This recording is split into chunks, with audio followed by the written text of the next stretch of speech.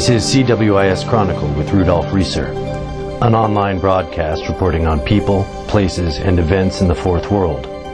And now, CWIS Chronicle host Rudolph Reeser. Welcome to CWIS Chronicle.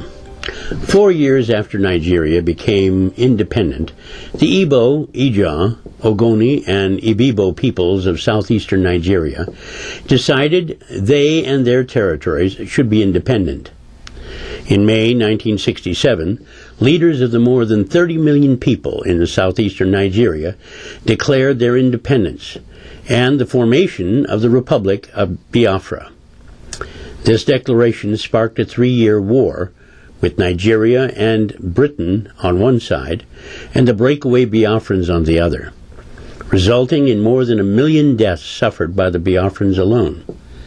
Dr. Ralph Uwazurike began organizing the renewed independence effort with a movement of nonviolent political transformation in the middle 1990s under the banner of the Movement for the Actualization of the Sovereign State of Biafra, or MASSOB.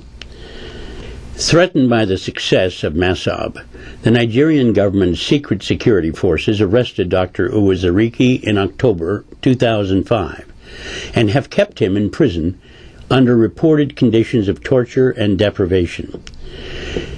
In protest of their leader's imprisonment, followers of MASSOB organized a sit-out in an effort to close down the Nigerian economy and government.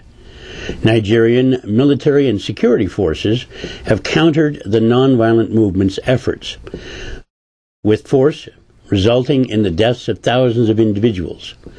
Despite imprisonment of their leader and killings throughout their territory at the hands of Nigerian forces, Biafran leaders have pressed ahead to establish a Biafran government in exile.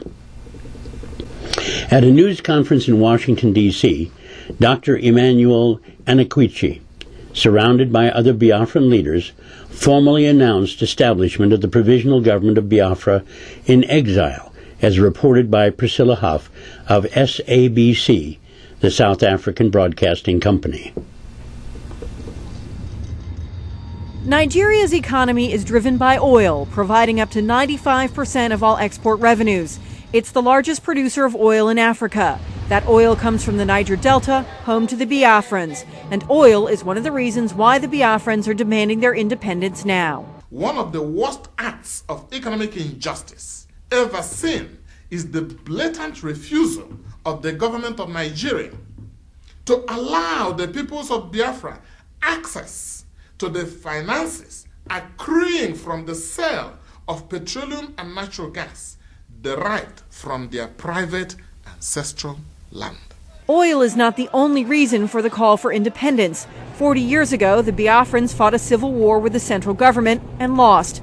Violence which continues today, as documented by the Biafrans. In 1967, the war led to one of the first major humanitarian crises in Africa that won the attention of the West, as 1 million people died. Today, the ethnic tensions which first fueled the conflict remain. Nigeria is majority Muslim and the Biafrans are mostly Christian. The Biafra Foundation says the conditions which precipitated the civil conflict 40 years ago still exist. The persecution of Biafrans is worse now than it was in 1967, so Biafrans really have no choice but to seek a different political and administrative arrangement to guarantee their fundamental basic human rights and to guarantee their safety and the safety of their children and their property. The U.S. State Department's human rights record from 2006 confirms Nigeria has a poor record, highlighting arbitrary arrests and prolonged pretrial detentions, two issues cited by the Biafrans. The plight of the Biafrans is not getting much attention in Washington. The U.S. State Department was not aware of their declaration of independence. However, official Bush administration policy is the promotion of democracy worldwide. Priscilla Huff, SABC, Washington.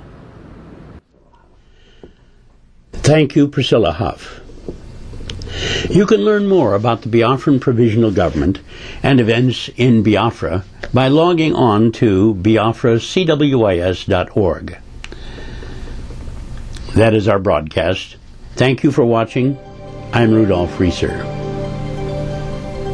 You can support these broadcasts and the Center for World Indigenous Studies through online contributions. Log on to www.cwis.org/donation and support our work. Thank you.